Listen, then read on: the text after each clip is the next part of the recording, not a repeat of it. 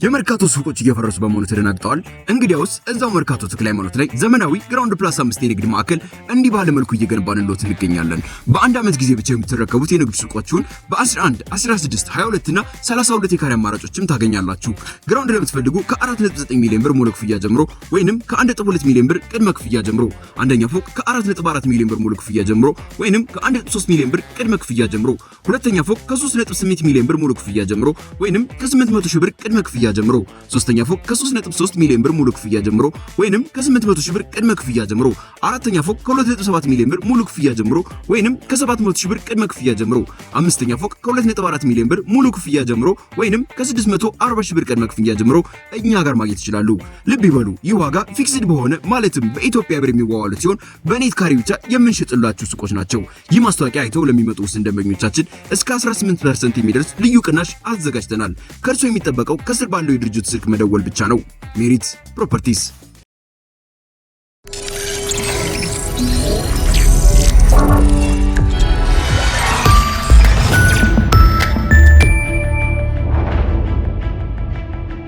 ይህ አዋዜ ሰበር ነው።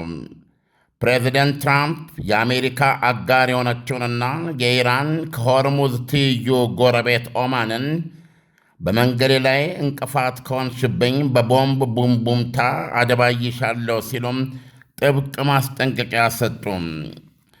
አሜሪካና ኦማን ሆርሙዝ ሰርጥን ለማስከፈት ከኢራን ጋር በተናጠል ሲደራደሩ ቆይተዋል። ዛሬ ቀኑን ረፋድ ላይ የኢራን ባለሥልጣኖች ከኦማን ጋር ድርድራቸውን ሊቋጩ አፋፍ መድረሳቸውን ገልጸው ነበር። ይህ በእንዲህ እንዳለ ረብ የለሹ ያልተግባብቶም ስምምነት የድርድር ጊዜ ብሎ የሰየመው 60 ቀናት ዛሬ በይፋ ተጠናቋል።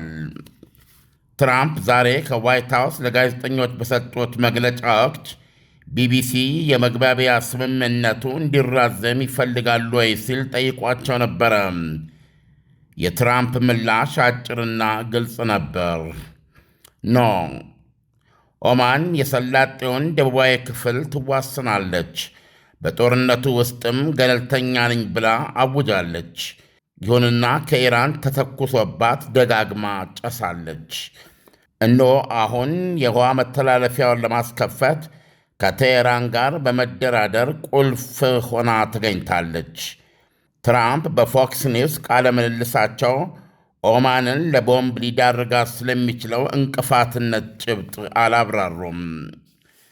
በዚህ ቃለ ምልልስ ትራምፕ ሰርጡን አንቆ በመያዝ ፈተናቸውን ካበዛው የኢራን እስላማዊ አብዮት ዘብ ኮር ጋር በጓሮ በር ተገናኝተው ቀጥታ የመገናኛ በር እንዳስከፈቱ ተናግረው ነበረ። ይሁንና ለመግለጫቸው የኢራን እስላማዊ አብዮታዊ ኮር ቃል አቀባይ በአሜሪካና በኢራን መካከል የተከፈተ የጓዳ በር ስለመኖሩ የሚያውቁት ነገር እንደሌላቸው በመግለጽ በጥብቅ አስተባብለዋል። ቃል አቀባዩ ታስኒም ለተሰኘው ከፊል ኦፊሴላዊ ዜና አገልግሎት ሲናገሩ በእኛና በአሜሪካኖች መካከል በመካሄድ ላይ የሚገኝ ውይይት ወይም ድርድር የለም። ይሄ የትራምፕ ውሸት በጦርነቱ በደረሰባቸው ሽንፈትና ተስፋ ማጣት ምክንያት የተፈጠረ ቅዠታቸውና ተስፋ መቁረጣቸው ነው ሲሉ ውድቅ አድርገውታል።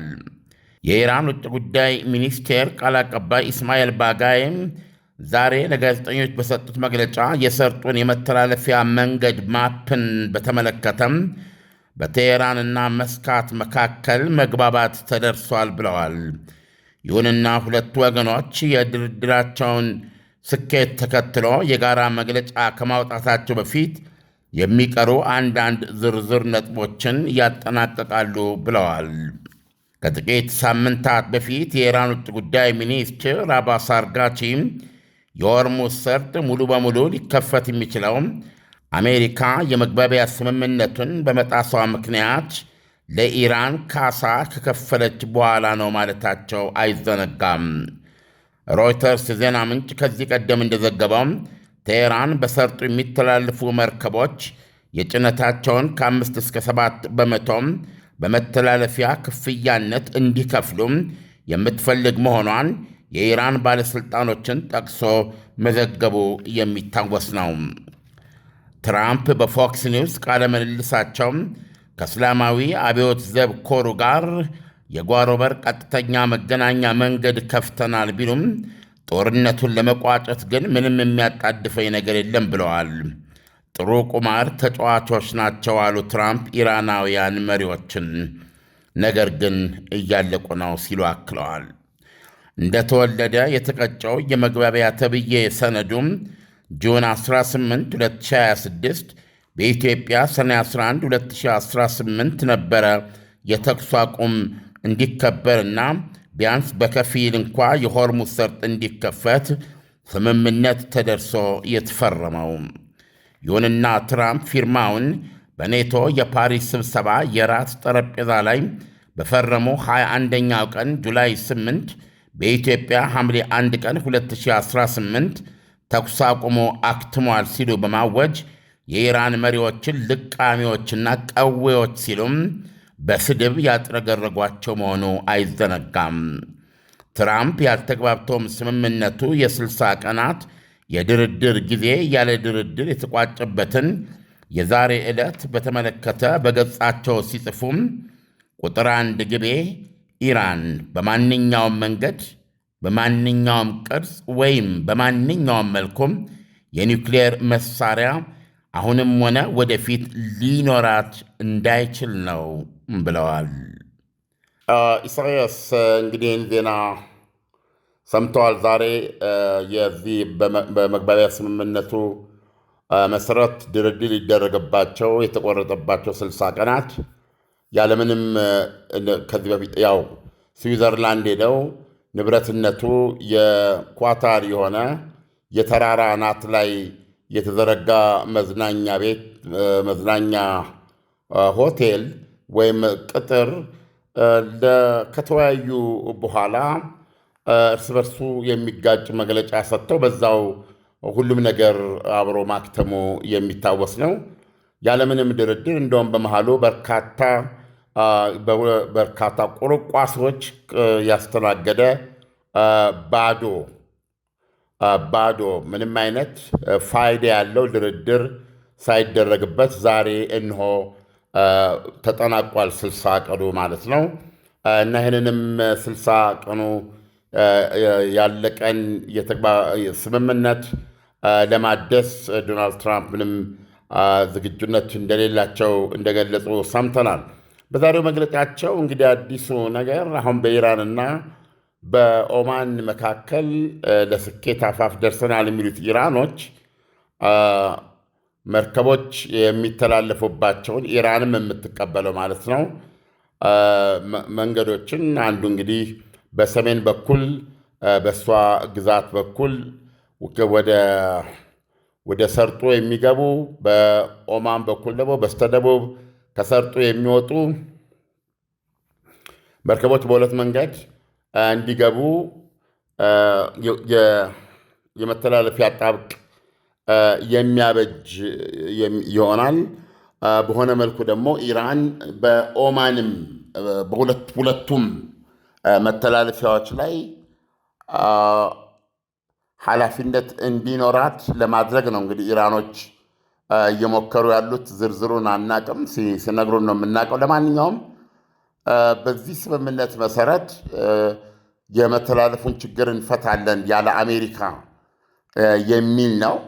አሜሪካ ደግሞ የምትፈልገው ምንም የማይከፈልበት ከጦርነቱ በፊት ወደ ነበረበት ነፃ የመተላለፊያ መንገድ ምንድነው የውሃ በርነት ነው። በዜናውም ላይ እንደሰማው ኢራን ደግሞ ይህንን በተመለከተ ኦማን እንደማትቃወም ነው የምናውቀው። ፐርሰንቴጁ ላይ ብቻ ነው። ለምሳሌ ኢራን ከ5-7% የጭነቱን ክፍያ ሊሰጠኝ ይገባል ነው ያለችው። ኦማን እና ምናልባት ሌሎችም የሰላጤው አገራት እንግዲህ እንደሱም ጦርነቱ እያደቀቃቸው ስለሆነ መቆም ስለሚፈልጉ እስከ 3% ወደ 3% ዝቅ እንድታደርገው ነው እየጠየቁ ያሉት ነው የሚል የነበረው። እንግዲህ የተለያዩ ትንተናዎች እየሰማን ስለሆነ ዞሮ ዞሮ የኢራንን አስከፋይነት የመተላለፊያ ማስከፈል ጥያቄን ወይም ከሉዓላዊነት ጋር አያይዛ በመርህ ደረጃ ኦማን የምትቃወመው አይደለም። ስለዚህ ሊሆን ይችላል ዶናልድ ትራምፕ በመንገድ እንቅፋት ከሆንሽ ማለታቸው ነው። ምንም አይነት ገንዘብ መከፈል የለበትም ብለው ነው ዶናልድ ትራምፕ የሚያምኑት።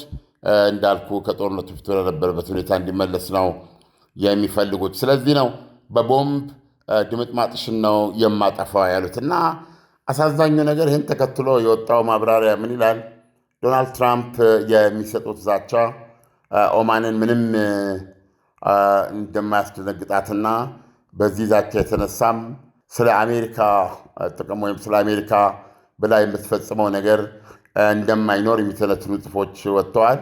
የዚህ ምክንያቱም ፕሬዚደንቱ ይዝታሉ እንጂ በተግባር አይፈጽሙም የሚል ነው እና ይህ በዚህ ጦርነት ላይ በአስከፊ መልኩ የታየ ድክመታቸው ወይም የታየ ድክመታቸው በዚህ ብቻ ሳይሆን ወደፊትም የፕሬዚደንቱን ቃሎች ክብደት አልባና ተፈጻሚነት የሌላቸው ባዶ ሐረጎች እያስመሰለው ነው የመጣው ማለት ነው የሚጽፉባቸው። ለማነጻጸሪያ በሚሰጡት ትንታኔ ውስጥ ኢሳያስ ጦርነቱ በተጀመረ ገና በሁለተኛ ወር ውስጥ 2 ወር ጊዜ ውስጥ ዶናልድ ትራምፕ ለኢራን 5 ማስጠንቀቂያዎች ወይም ይሄን አደርጋሉ የሚሉ 5 ዛቻዎች ሰጥተው 5ቱም አለመፈጸማቸውን መነሻ ያደርጋሉ። ስለዚህ ኦማን የአሜሪካንን የዶናልድ ትራምፕን ማስጠንቀቂያም ሆነ በዚህ አማካኝነት የሚፈልጉትን ነገር ብዙ ግድ ላይሰጣት እንደሚችል ነው የጻፉት። ምክንያቱም የሚመጣ ነገር የለም፣ ዶናልድ ትራምፕ ይዝታሉ፣ ፈጥነው ይቀለበሳሉ የሚል ባህሪ በቋሚ መገለጫነት ተወስዶባቸዋል የሚለው ዓለም መቼም ከጊዜ ወደ ጊዜ የአሜሪካ ጉዳይ እጅግ በጣም የሚገርም እየሆነ ነው የመጣው። አሁን አንተም አስቀምጠዋል፣ ዶናልድ ትራምፕ ይዝታሉ እንጂ ወደ ተግባር አይቀይሩም የሚለው ነገር ማለት ነው። አሁን ኦማን እስካሁን ድረስ በኢራንና በአሜሪካ መካከል ሆና የምትጫወተው ጨዋታ ነበረ። ያም ደግሞ አሁን በሂደት እየተገለጸ ሲመጣ የገንዘብ የማደራደር ሂደትም ውስጥ ገብታ ነበር። ገንዘብ ማደራደር ስል በዛ በኩል የሚያልፉ ሀገራት በመርከብ ማለት ነው የሚከፍሉትን በፐርሰንት ማለት ነው። አሁን ግን ውሎ አድሮ አሜሪካን አነቡጭሻለሁ ሲሉ ዶናልድ ትራምፕ ምንም ማለት እንዳልሆነ መናገሯ በእርግጥ እንደ አሜሪካ እየተደፈረች አልመጣችም ወይ? ሀያልነቷ እየጠፋ አልመጣም ወይ? አሁን ኦማን ኢራን ታስጥለኛለች ብላ አስባለች ማለት ነው? ወይል እንግዲህ የአሜሪካ ቃል ተቀባይነት ወይም ተፈሪነት የለውም፣ ወይም ደግሞ ልትታዘዘው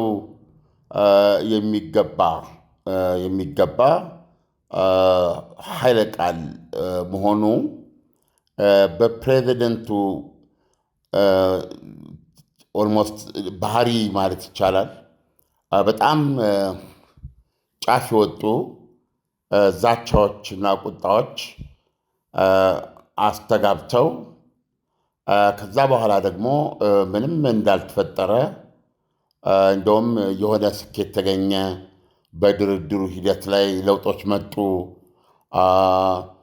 ልንፈራረም አፋፍ ላይ ደረሰ፣ ኢራኖች በዚህ ጉዳይ ከሚሉ ነገሮች ጋር አብረው ስለሚያወጧቸው ብዙ ጊዜ ፈረንጆች ታኮ የሚሉት ነው፣ ጋዜጠኞች ናቸው ያሉት። ትራምፕ ኦልዌይስ ቺክን አውት፣ ትራምፕ ሁሌም ይልፈሰፈሳሉ እንደማለት ነው። ይሄን እንግዲህ ምናልባት ፕሬዚደንቱ እንደ ታክቲክ አድርገው እንደ አዋጭ ታክቲክ አድርገው የሚጠቀሙበት ይሆናል። በተደጋጋሚ ሲጠቀሙበት ይታያል። ከታሪፉ ጀምረ ለምሳሌ ከካናዳን ስንት ጊዜ የታሪፍ ቁልል እንደጫኑባትና በኋላ ደግሞ በጣም እዚህ ገባ በማይባል ምክንያት ወይ ደወሉ ወይ እንዲህ አሉ ይሄን ያደርጋሉ አሉ በማለት ደግሞ መልሰው እንደሚተዉ ይሄ ሁለተኛ ተፈጥሯቸው እንደሆነ ስለታየ አሜሪካ ፓወር እንዳላት የሚካድ ባይሆንም ፓወሩን የሚጠቀመው ሰው ግን ወላዋይ ተናጋሪ እንጂ አድራጊ አይደለም የሚል ፐርሰፕሽን ስለተወሰደባቸው ፕሬዚደንቱ በቃላቸው ብቻ ያላቸውን ኃይል በመጠቀም በዛ የማስፈራራትና ነገሮችን የማስፈጸም አቅማቸውን አጥተዋል ማለት ነው። አሜሪካ ያንን ለማድረግ ኃይል አላጣች ይሆናል። ነገር ግን ያንን ኃይል ሊጠቀምና ላይጠቀም የሚችለው ፕሬዚደንት ግን ቃሉ ወይም ደግሞ ሰብዕናውን ነቅዟል ማለት ነው። በዚህ የተነሳ እርምጃውን እንዲወስዱ ይገደዳሉ ማለት ነው። አንዳንድ ጊዜ እኮ መውሰድ የለብህም። አንዳንድ ጊዜ ኦማንን ሌላም መደብደብ የለብህም። እንደ አንድ ሀያል ሀገር በዚህ ውስጥ እንዳለህ እንደዚህ የማደርግ ይሄ ካልሆነ ብለህ ስትናገር ልታደርገው እንደምትችል ከማወቅ ሀገሮችና መንግስታት ደግሞ ጉዳቱን ከላያቸው ላይ ለማራቅ የታዘዙትን ነገር የመፈጸም ባህሪ ግዴታ ይኖርባቸዋል። ነገር ግን ፕሬዚደንቱ አሜሪካ ኃይል ቢኖራትም ዛቻቸውን የማስጠበቅ ልምድ ስላልነበራቸው እንደው ለአማርኛው ይቅርታ ይደረግልኝና ልክ እንደ ሳሙና አረፋ መኩረፍረፍ ብቻ የሆነ ባህሪ በማሳየታቸው የተነሳ ኦማንም ይህን እንዳልሰማች ቆጥራ ማድረግ ያለባትን ከኢራን ጋር ታደርጋለች እንጂ ቃላቸውን ከቁም ነገር ወስዳ ፍላጎታቸውን ለመፈጸም ዝግጁ አትሆንም የሚል ተና ነው ያነበብኩት። ኢሳያስ አለም ኦማን ከኢራን ጎን እየቆመች ነው ብለን ብናስብ አሁን ከሁኔታዋ ማለት ነው ሆርሙዝ ባህረ ሰላጤ የበለጠ አይከብድም ወይ? ኖ እንግዲህ በዚህ በመግባቢያ ስምምነቱም የሆርሙዝ ጉዳይ በኢራንና በኦማን መካከል ምክንያቱም የሁለቱም የውሃ ክልል በከፊል በዚህ በሆርሙዝ መተላለፊያ ውስጥ የሚካተት ስለሆነ በሁለቱና በዙሪያ ባሉ የሰላጤው ሀገራት መካከል ይወሰን የሚል ቃል አለው። ማነው የዚህ ተግባብቶ የመግባቢያ ስምምነቱ። በዚህ ውስጥ ደግሞ ከዚህ ቀደምም እንዳቀረብ ነው የሰላጤው መንግስታት ከአሜሪካ መነጠል ባይችሉም እና አሜሪካንን የሚተካላቸው ሌላ ኃይል ወዲያውኑ ማግኘት ባይችሉም በአሜሪካ ግን በብስጭት እንደገጠማቸው በሰፊው ተዘግቧል። ምክንያቱም በዚህ ጦርነት በጣም ብዙ ጉዳት ሊደርሰባቸው፣ ስለዚህ ጦርነቱ ቆሞ እየተዳከመ አንደኛ ጋዝና ነዳጃቸውን መላክ አለባቸው።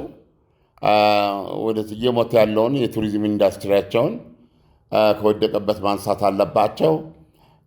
ይሄ ደግሞ ጉዞ ራሱ የጠቅላላ የበረራ ኩባንያዎቻቸው የአየር መንገዶቻቸው ብዙ ዘርፍ ነው የኢኮኖሚ ድቀትም እየመጣባቸው ያለው እና አይነተኛ መፍትሄ ሆነውን የሚያዩት የጦርነቱን በማንኛውም መንገድ መቆም ነው። ምክንያቱም አሜሪካ ልትታደጋቸው አልቻለችም ከድብደባም። በተረፈ ደግሞ ዶናልድ ትራምፕ ጦርነቱን የሚያካሂዱበትም ሁኔታ እንደገና ደግሞ እነሱንም ከጥቃት የመከላከሉ ሁኔታ ተደምሮ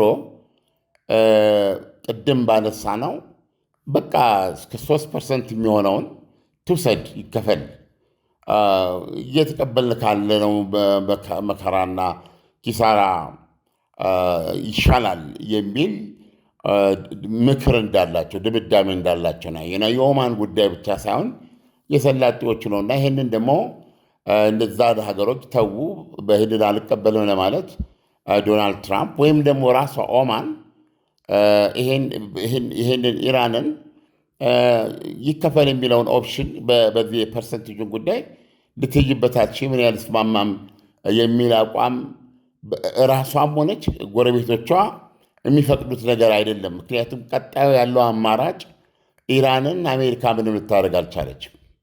ውጊያውን የያዘችበት መንገድ ጭምር እንደተቹ ነው፣ እንደተበሳጩበት ነው ከዚህ በፊት የሰራ ነው እና ይሄ ለሰላጤዎቹ የሚቀላቸው ወይም ደግሞ ሌሰር ኢቪል መሆን የለበትም ብለው የሚያምኑ እንኳ ቢሆን መሆኑ የሚሻላቸው መጥፎ ነገር ነው። ዓለም ለትንታኔው ከወዲሁ አመሰግናለሁ። መልካም ምሽት ይሁንልን። መልካም ምሽት። የመርካቶ ሱቆች እየፈረሱ በመሆኑ ተደናግጠዋል። እንግዲያውስ እዛው መርካቶ ተክለ ሃይማኖት ላይ ዘመናዊ ግራውንድ ፕላስ 5 የንግድ ማዕከል እንዲህ ባለ መልኩ እየገነባንሎት እንገኛለን። በአንድ ዓመት ጊዜ ብቻ የምትረከቡት የንግድ ሱቆችን በ11፣ 16፣ 22 እና 32 የካሬ አማራጮችም ታገኛላችሁ።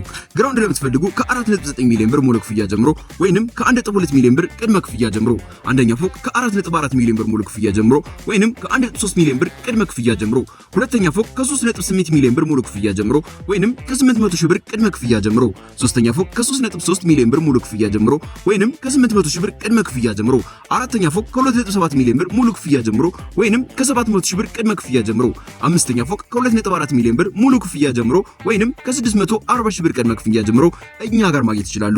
ልብ ይበሉ፣ ይህ ዋጋ ፊክስድ በሆነ ማለትም በኢትዮጵያ ብር የሚዋዋሉት ሲሆን በኔት ካሬ ብቻ የምንሸጥላችሁ ሱቆች ናቸው። ይህ ማስታወቂያ አይተው ለሚመጡ ውስን ደንበኞቻችን እስከ 18% የሚደርስ ልዩ ቅናሽ አዘጋጅተናል። ከእርሱ የሚጠበቀው ከስር ባለው የድርጅቱ ስልክ መደወል ብቻ ነው። ሜሪት ፕሮፐርቲስ